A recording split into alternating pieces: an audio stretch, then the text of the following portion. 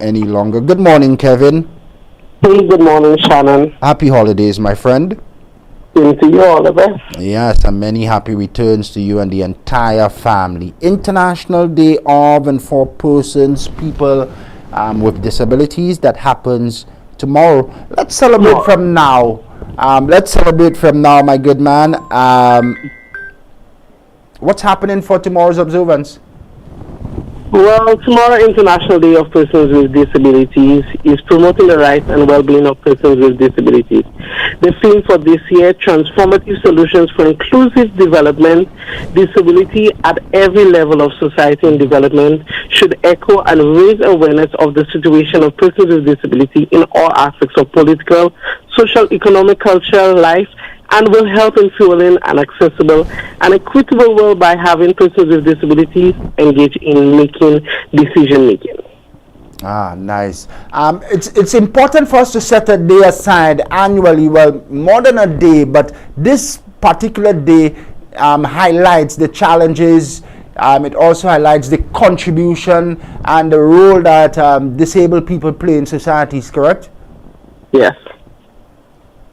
Speak to the importance. Why is it important for us to highlight these? Repeat that question, please, Shannon. Why is it important for us to highlight the contribution and the role of the disabled community? Well, it is important for us to highlight the role of the persons with disability because having inclusion and persons with disability getting involved in decision making and persons with disability, we have a voice and we should be able to make decisions as well. Excellent, absolutely. And what are some of the activities that the National Council is doing to mark this year's observance?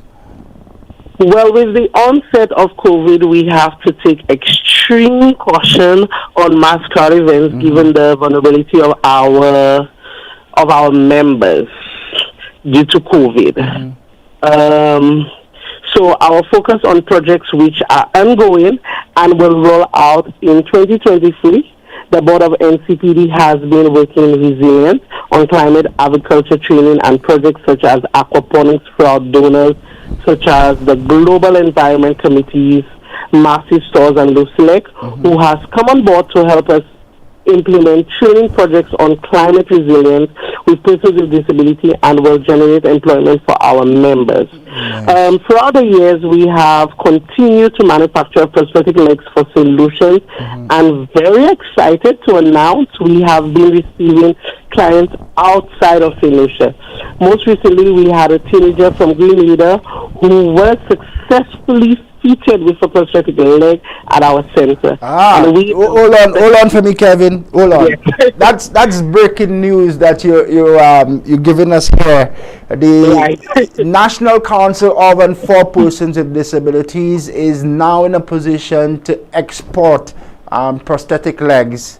And you have already begun to engage within the region. Tell us more. That's a milestone. Yes, and we are very grateful for the Department of Economic Development, the UNDP, the Church of Jesus Christ of the Latter-day Saints, and the Rotary Club, which has made our prosthetic center a reality. Excellent.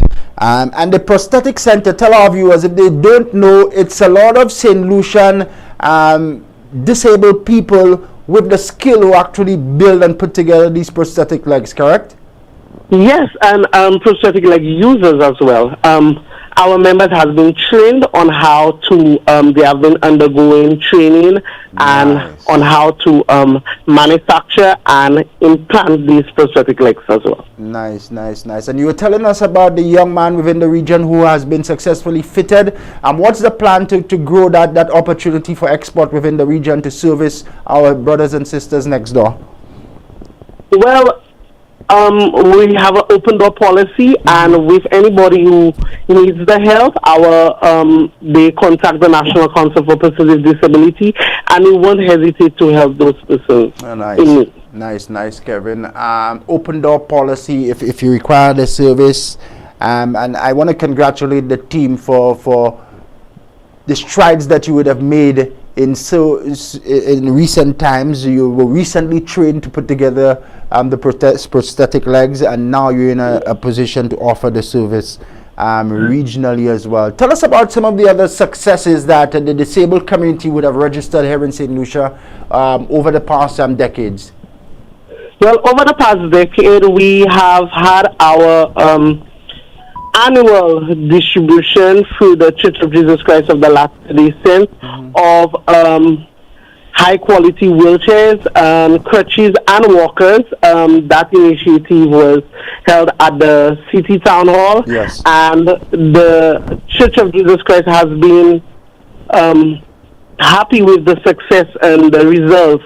And we even have booking for next year as well, 2023. So St. Lucians will benefit from high-quality wheelchairs, walkers, and crutches. Nice. Continue your advocacy work at the national council level. On the heels of COVID, Kevin, what are some of the challenges which still face the disabled community? Well, as I mentioned earlier, our members are vulnerable to the exposure of COVID. We lost our PRO, which I am replacing, Bertram Emmanuel. He succumbed to COVID symptoms, so we are extremely cautious with mass crowd events pertaining to this. Excellent. But the future looks bright in as far as us being able as a society to better care and provide services to members of the disabled community, you think? Yes. Yes. Finally, from me, in and around access has been one of the points of concern for members of the disabled community. Access so that you can move about freely. Have you seen positive strides in that direction, and what more would you like to see? Well, one of the hindrances that I have realized is stereotyping. The stigma and discrimination are challenges people with disability face every day. And much of the disabled community faces also employers' doubts in hiring persons with disability, factor crippling our society. Yes, the rules and offer an instrument for policies making and action to persons with disability and the organization. Finally, Kevin, I want to give you 60 seconds to share your message with members of the disabled community and the wider public on the eve of the International Day of and for Persons with Disabilities. Well, we, the National Council of and for Persons with Disability, have to strengthen the resolve that come what may. We are going to continue advocate for the inclusion, participation, and non-discrimination of persons with disability. Nice. Public Relations Officer of the National Council. Kevin, I want to thank you for coming on this morning, and we wish you very best with the observance tomorrow and as you continue to advocate for the disabled community. Thank you, sir. You're most welcome. Kevin Jean-Baptiste, my very special guest this Friday on the program Good Morning St. Lucia Vibes at Sunrise. Let's take a quick commercial breakdown. When we return, we will continue with some of our giveaways, and I'll also hear from one of our special listeners. Stay with us. It's a Free Up Friday, and we're into our festive programming. We wish you and yours happy holidays.